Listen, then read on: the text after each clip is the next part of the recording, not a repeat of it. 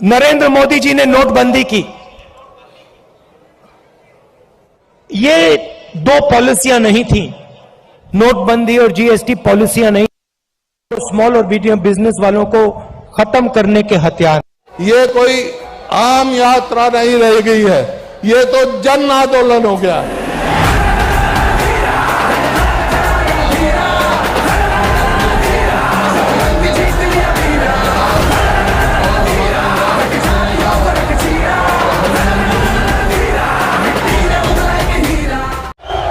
राहुल गांधी। धन्यवाद आदरणीय खड़गे सर।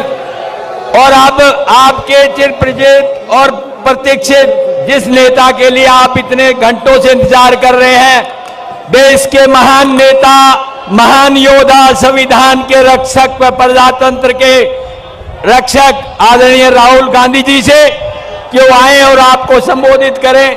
वो बोले उससे पहले एक लाइन में कहना चाहता हूं, हमने सीखा है ये रसूलों से जंग लड़ना है, सदा वसूलों से नफरत वाली गालियां तुम दो, हम देंगे जवाब फूलों से। आदरणीय राहुल गांधी जी। राहुल गांधी, राहुल गांधी, राहुल गांधी।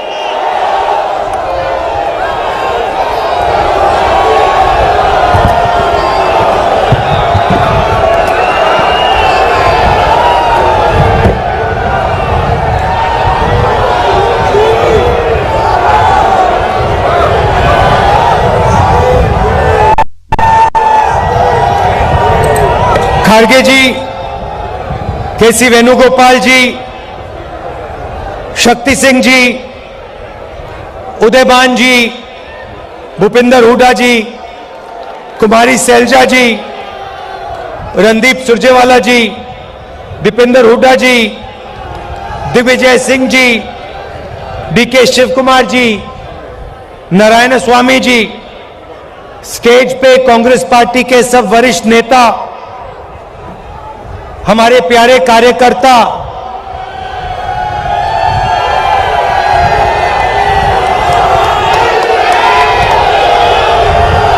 मतलब दूसरा नाम आपका, प्यारे कार्यकर्ता का दूसरा नाम बब्बर शेर और शेरनिया। प्रेस के हमारे मित्रों,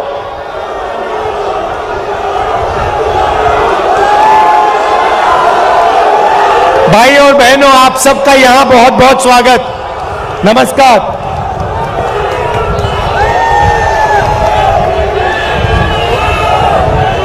अब 112 दिन हो गए कि यात्रा कन्याकुमारी से शुरू हुई और आज यहां पानीपत में ऐतिहासिक हिस्टोरिकल जगह में आज हम यहां सुबह चले हैं। आपने इतना प्यार दिया, बहुत जबरदस्त स्वागत किया आपने, और आप हजारों लोग हमारे साथ चले, इसके लिए मैं आपको दिल से धन्यवाद करना चाहता हूं।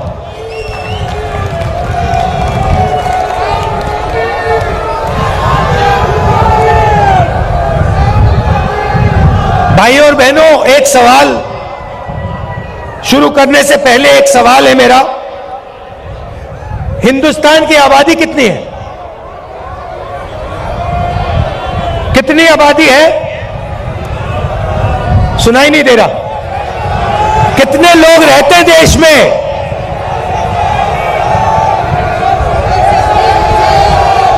कितने?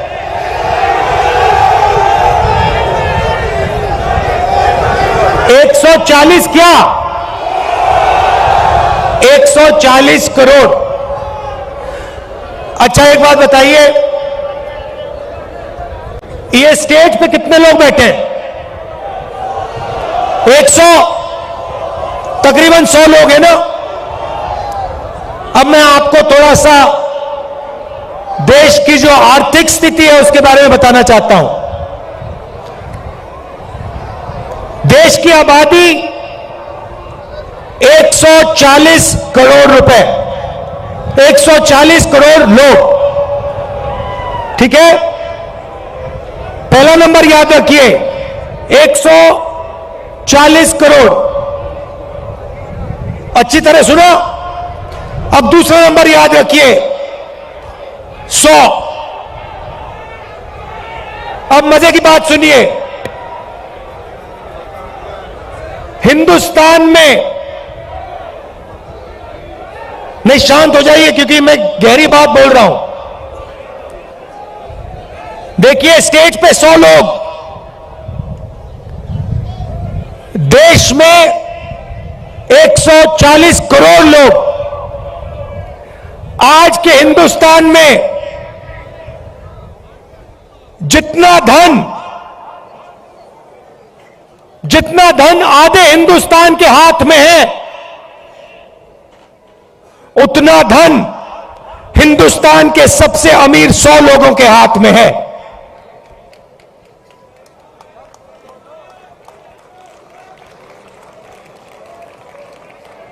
जितना धन आधे हिंदुस्तान के पास है, उतना धन हिंदुस्तान के सबसे अमीर 100 लोगों के हाथ में है।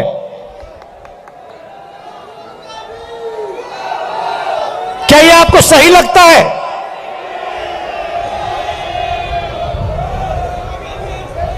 क्या आपको इसमें न्याय दिखाई देता है?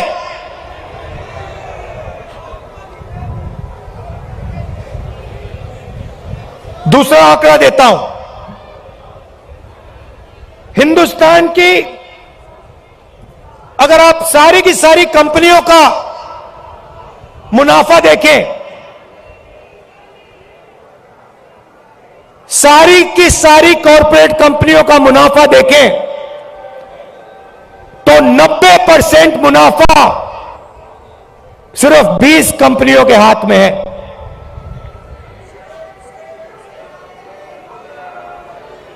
मतलब 90% मुनाफा 20 कंपनियों के हाथ में, और इस देश का आधा धन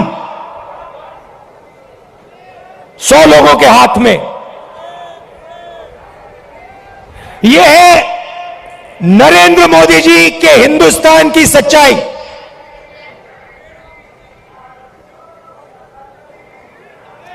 दो हिंदुस्तान बन गए हैं,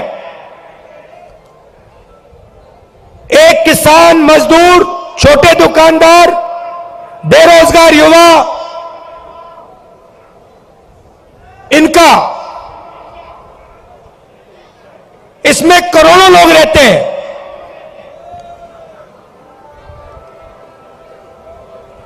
और दूसरा हिंदुस्तान 200-300 लोगों का हिंदुस्तान, 200-300 लोगों के हिंदुस्तान के पास पूरा का पूरा धन, आपके पास कुछ नहीं।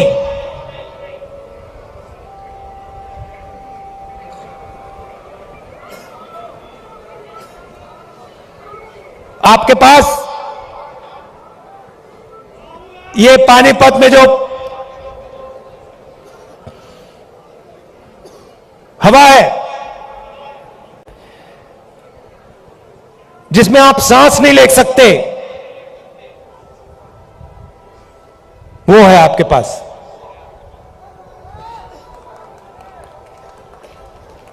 ताली बजा रहे हो भैया? कैंसर है ये।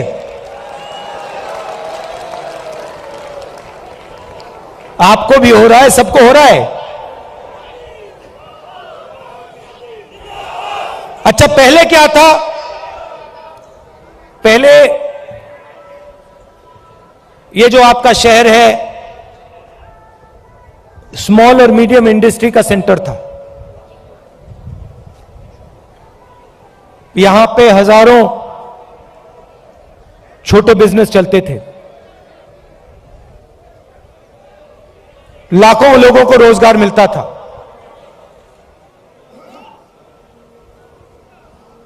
और फिर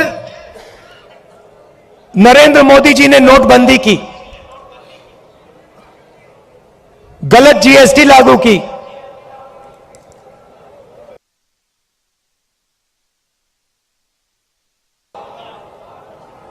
मुझसे बेहतर। ये दो पॉलिसियां नहीं थी, नोटबंदी और जीएसटी पॉलिसियां नहीं, छोटे स्मॉल और मीडियम बिजनेस वालों को खत्म करने के हथियार। और ये सिर्फ पानीपत में नहीं हुआ, हरियाणा में नहीं हुआ, ये पूरे देश में इन दो हथियारों ने जो देश को रोजगार देते थे, स्मॉल और मीडियम बिजनेस जो चलाते थे, इन दो हथियारों ने उनकी रीढ़ की हड्डी तोड़ दी, उनको खत्म कर दिया। और आज 21वीं सदी में हरियाणा बेरोजगारी का चैंपियन है। आपने सबको पीछे छोड़ दिया बेरोजगारी में। कितना भैया? 38%।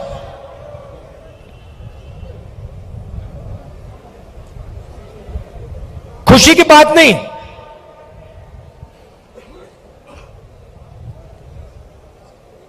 हरियाणा का जो युवा है, युवा शक्ति है, सारी की सारी जाया हो रही है।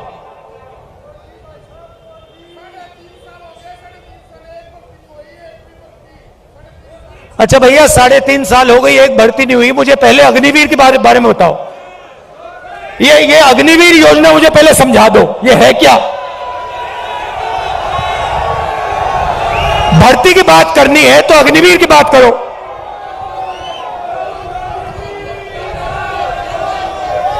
ये कहते हैं, पहले कहते हैं हम देशभक्त हैं,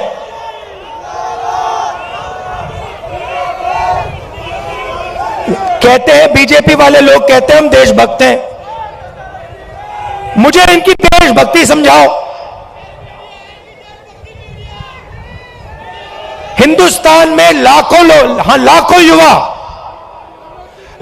युवा सुबह उठ के 4 बजे, ये यात्रा 6 बजे शुरू होती है, ये यात्रा 6 बजे शुरू होती है। इसके बारे में कंप्लेंट आ रही है कि भैया इसको 6 बजे नहीं, इसको 7 बजे शुरू करो। मैं कहता हूं नहीं, मैं नहीं करता, मैं 6 बजे करूंगा। 8 बजे कह रहे हैं, देखो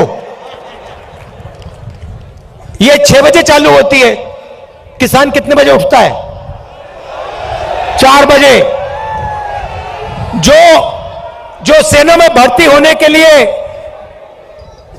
रनिंग की प्रैक्टिस करता है, वो कितने बजे उठता है? 4 बजे। और ऐसे लाखों युवा सपना देखते हैं, लाखों युवा सपना देखते हैं। किस चीज का सपना? तिरंगे की रक्षा करने का सपना। और लाखों में से वो 4 बजे उठ के दौड़ते हैं। हर स्टेट में सुबह सुबह अगर आप जगो, आप इनको देख सकते हो। कभी उनको रोको, उनसे पूछो भाई क्या कर रहे हो? वो ये नहीं कहेंगे कि हम सेना में जाने की तैयारी कर रहे हैं। वो कहते हैं हम तिरंगे की रक्षा करना चाहते हैं, वो कहते हैं। अब लाखों युवा दौड़ते हैं हर स्टेट में 4 बजे सुबह। उनमें से पहले 80,000, तकरीबन हर साल 80,000 चुने जाते थे। कोई अरुणाचल जाता था, कोई जम्मू कश्मीर, कोई राजस्थान, कोई लद्दाख, कोई ठंड में, रेगिस्तान में, बारिश में। अपनी पूरी की पूरी जिंदगी बच्चे, परिवार, माता पिता, सब कुछ परे करके छोड़ के बॉर्डर पे जाके खड़ा हो जाता था।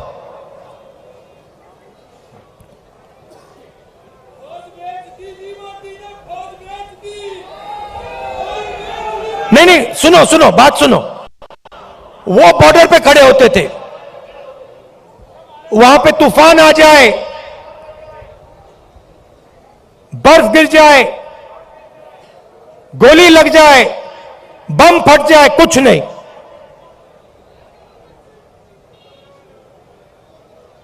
देश के लिए अपना खून देने के लिए 80,000 युवा हर साल सेना में भर्ती होते थे। अब उनको पहले सेना क्या देती थी? सबसे पहले सेना उनसे कहती थी,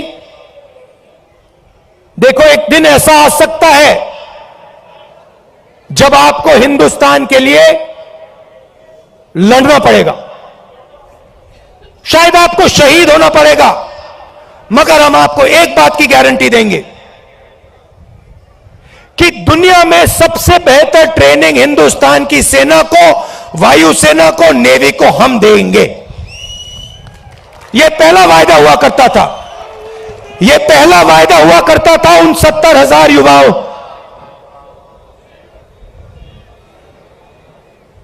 आर्मी कहती थी, हिंदुस्तान की सरकार कहती थी, तुम्हें हम बिना ट्रेनिंग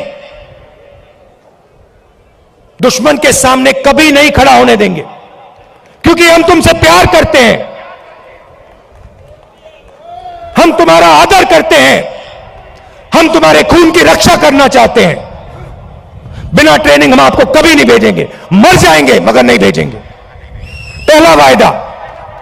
दूसरा वायदा, 15 साल आपको सर्विस मिलेगी। 15 साल आपको सर्विस मिलेगी। अगर आपको इतनी सी भी चोट लगी,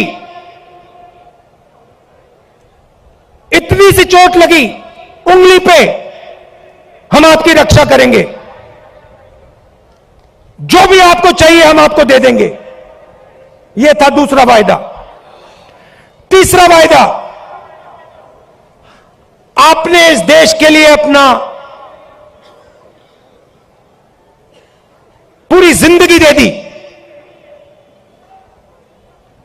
पूरी की पूरी आपने जिंदगी दी। आपने अपने बच्चे दे दिए, माता पिता दे दिए, परिवार दे दिया, अपने सारे के सारे सपने दे दिए इस तिरंगे को रक्षा करने के लिए। ठीक है, हम आपको पेंशन देंगे। और जब आप गांव में वापस जाओगे, जब आप गांव में वापस जाओगे, तो हम आपको एक्स सर्विसमैन का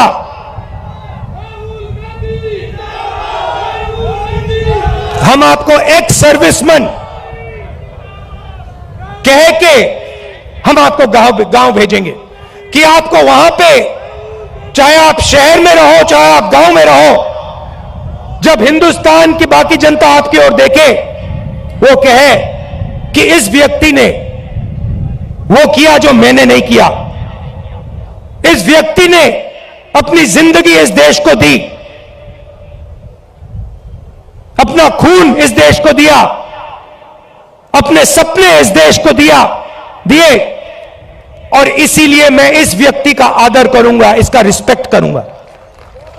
ये 3 वायदे हिंदुस्तान की सरकार, हिंदुस्तान की जनता अपनी सेना, अपनी वायुसेना और अपनी नेवी के हर व्यक्ति को देती थी।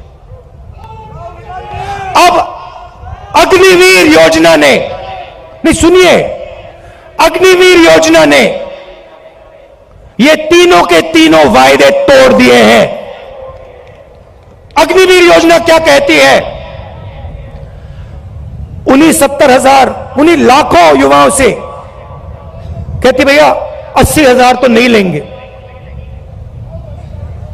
40,000 लेंगे। और वो जो 15 साल की बात थी,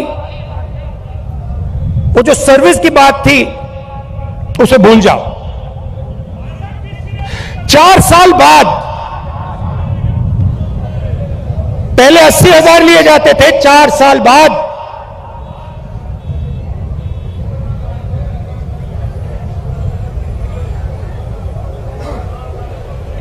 4 साल बाद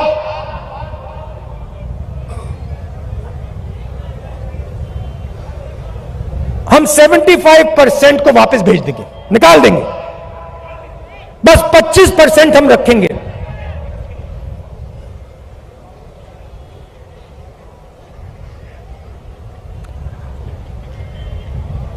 % को हम रखेंगे, बाकी को हम छोड़ देंगे। आप लोग जाइए,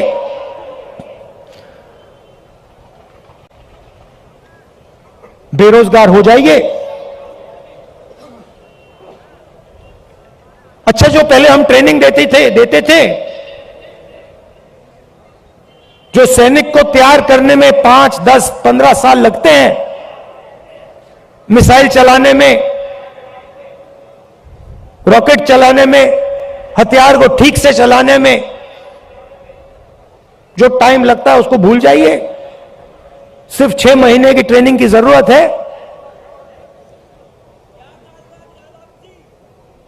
4 साल बाद घर वापसी। तो ये वायदे नरेंद्र मोदी जी ने और बीजेपी ने तोड़े हैं।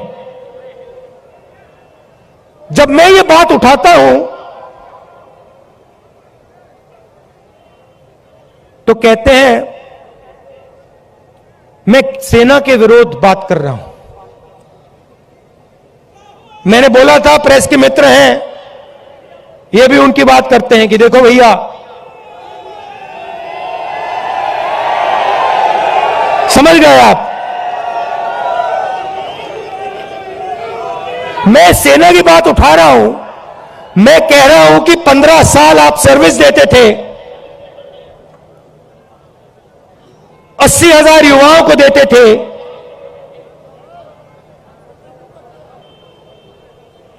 पेंशन देते थे, अब नहीं दोगे।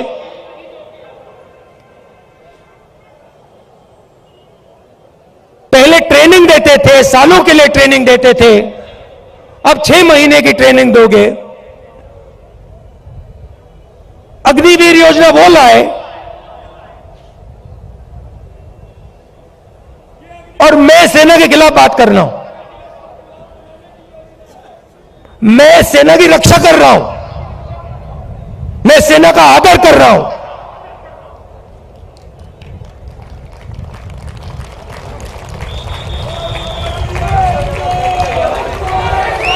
और भाई और बहनों, एक और बात, जब वो युवा सड़क पर दौड़ते हैं, लाखों दौड़े, जब उन्होंने सरकार से कहा, सरकार से कि भैया ये अग्निवीर योजना हमें अच्छी नहीं लगी, हम आर्मी में देश की रक्षा करना चाहते हैं, तो फिर सरकार ने क्या किया आप जानते हो? सरकार ने कहा कि इनके अगर चेहरे कैमरा पे आ गए, जो धरना दे रहे थे, अगर इनके चेहरे कैमरा पे आ गए तो इनको कोई सरकारी नौकरी नहीं मिलेगी। और धमकाया उनको कि बाहर मत आओ, अग्निवीर के बारे में सच्चाई मत बोलो, नहीं तो तुम्हें सरकारी रोजगार नहीं मिलेगा। मैं चला हूं, 3000 किलोमीटर चला हूं, वो सारे के सारे युवा मुझसे मिल रहे हैं, सारे के सारे कह रहे हैं कि हमारा सपना तोड़ दिया, हमारा भविष्य बर्बाद कर दिया। छुपाई नहीं जा सकती बात। हरियाणा 10%, सेना को 10% हरियाणा लोग देते हैं, आप देते हो। हरियाणा का हर युवा जानता है, अग्निवीर का मतलब हर युवा जानता है, हर सैनिक जानता है।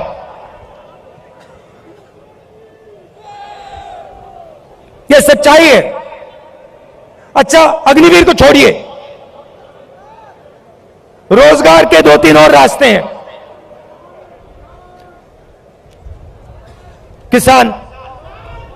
किसान के लिए अग्निवीर योजना, वो 3 काले कानून थे।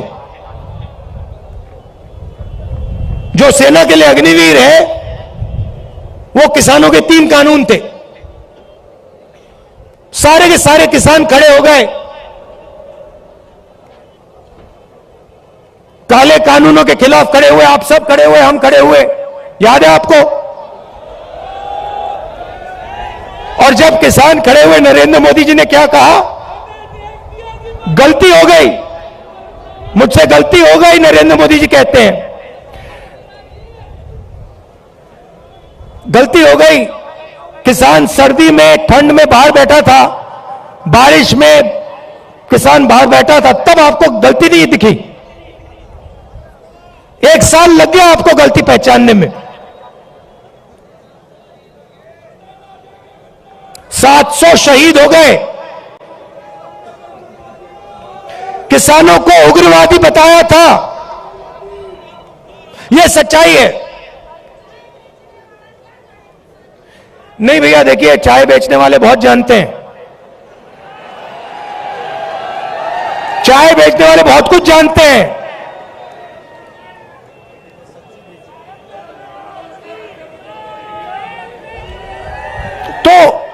तो देखिए, फिर कहते हैं, बीजेपी वाले लोग कहते हैं, मैं आपको बताता हूं, देखिए, बीजेपी वाले लोग कहते हैं कि देखिए,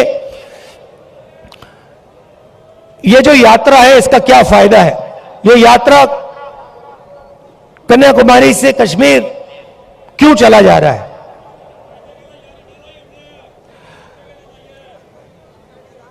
भारत जोड़ो यात्रा क्यों की जा रही है? मैं आपको बताता हूं। क्योंकि इन्होंने पूरे देश में डर और नफरत फैलाने का काम किया है। जहां भी ये जाते हैं, चाहे वो नोटबंदी हो, गलत जीएसटी हो, इनकी सब योजनाएं डर फैलाती हैं। डर फैलाते हैं और फिर उस डर को नफरत में बदल देते हैं। तो सबसे पहले भारत जोड़ो यात्रा ने इस नफरत के खिलाफ, डर के खिलाफ एक दूसरा रास्ता दिखाया है। इस यात्रा में कोई नफरत नहीं है, आपको नहीं दिखेगी, ढूंढ लो। यहां पे सब हिंदुस्तानी चल रहे हैं, हिंदू, मुस्लिम, सिख, ईसाई, सब, हर जात के लोग, हर धर्म के लोग, हर भाषा बोलने वाले लोग एक साथ चल रहे हैं, प्यार से चल रहे हैं, मोहब्बत से चल रहे हैं। कोई गलत बात नहीं बोल रहा है। कोई गिरता है तो कोई सवाल नहीं पूछता, भैया तुम्हारा धर्म क्या है, तुम्हारी जात क्या है, ना, एकदम उठा देते हैं, मदद करते हैं। सारे रास्ते में, हर स्टेट में जब हमारे लोगों को चोट लगती है, कोई ना कोई उनकी मदद करता है। आम जनता खाना देती है, पानी देती है, मदद करती है। ऐसा हिंदुस्तान हमें चाहिए। मैंने बोला, उन्होंने पूछा क्या कर रहे हो? आपके नफरत के बाजार में मोहब्बत की दुकान खोल रहा हूं।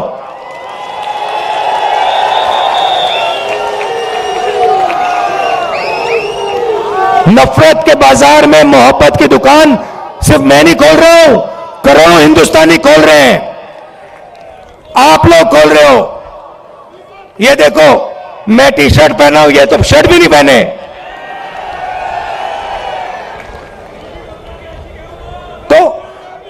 तो इस यात्रा ने नफरत को मिटाने का काम किया है। मेरे पास कुछ दिन पहले एक आदमी आए, मेरे साथ चले, कहते हैं राहुल जी मैं आपको कुछ कहना चाहता हूं। मैंने कहा क्या? कहता है मेरे भाई के साथ मेरी लड़ाई थी, सालों उससे मैंने बात नहीं की। आपकी यात्रा आई, मैंने कहा क्यों ना मैं अपने भाई से बात करूं, और मैंने अपने भाई को फोन लगाया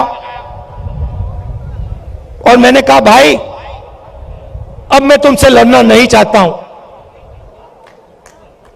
मैं तुमसे लड़ना नहीं चाहता हूं, चाहे कुछ भी हो जाए मैं तुमसे लड़ना नहीं चाहता हूं। और उसके भाई ने उसे कहा मैं भी तुमसे नहीं लड़ना चाहता हूं, जाके वो गले मिल गए।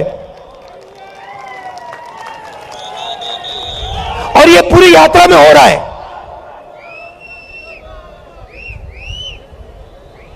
बहुत सारे लोग मेरे पास आए, मेरा पुराना मित्र था, उससे मैं लड़ गया, मैंने उससे दोस्ती कर ली।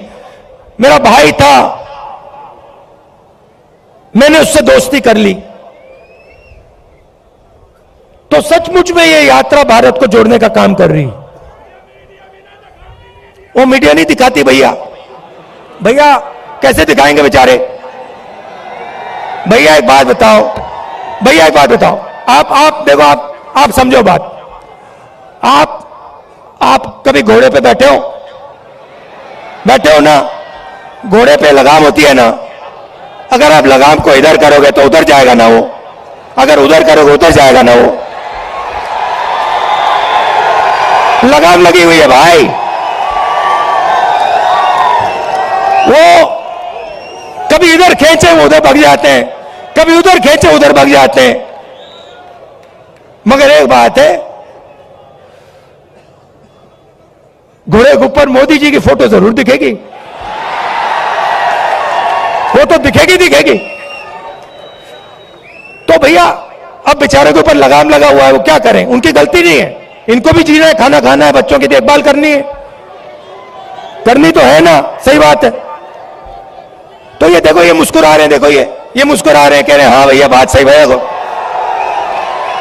कह रहे हैं, देखो बोल रहे हैं हाँ बात तो सही की।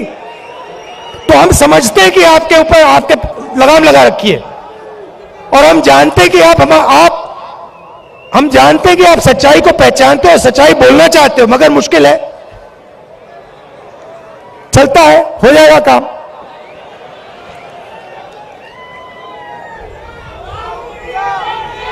तो दूसरी बात, भारत जोड़ो यात्रा का 2 और लक्ष्य हैं। एक, नफरत के खिलाफ खड़ा होना, एक हिंदुस्तानी को दूसरे हिंदुस्तानी से जोड़ने का काम, मोहब्बत फैलाने का काम, यह यात्रा का लक्ष्य है। दूसरा लक्ष्य, जो देश में बेरोजगारी फैल रही है उसके खिलाफ खड़ा होने का है। और आखिरी बात, जो महंगाई है, जो आप सबको लगती है, चुभती है। पहले 400 रुपए का सिलेंडर होता था, आज 1100। पहले 60 रुपए का पेट्रोल, आज 100 रुपए का पेट्रोल। तो उसके खिलाफ खड़े होने की यात्रा है। और अंत में, जो हिंदुस्तान की आर्थिक स्थिति है, जो मैंने पहले बात बोली, 100-200 लोगों के पास हिंदुस्तान का 50-60% धन, और किसान, मजदूर, छोटे व्यापारियों के पास कुछ नहीं। ऐसा हिंदुस्तान हम नहीं चाहते हैं। इसमें सबकी इज्जत होनी चाहिए, भाईचारा होना चाहिए, मोहब्बत होनी चाहिए। मिलकर यह देश आगे जा सकता है, किसी का भी मुकाबला कर सकता है, किसी भी देश का मुकाबला कर सकता है। तो यह हमारा लक्ष्य था, और आपने इतना समर्थन दिया, इतना प्यार दिया, इतना प्यार दिया, इसके लिए मैं आप सबको धन्यवाद कहना चाहता हूं। आखिरी बात, एक मैंने सोचा, अभी बोल रहा था तो मैंने सोचा, देखिए आप सबके पास भाई बहन रिश्तेदार हैंगे ना। मजदूर गरीब आदमी, बिल्कुल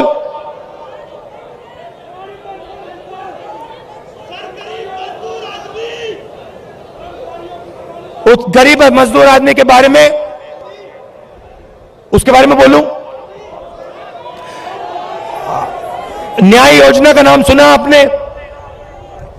2019 में हम एक योजना लाना चाहते थे, न्याय योजना।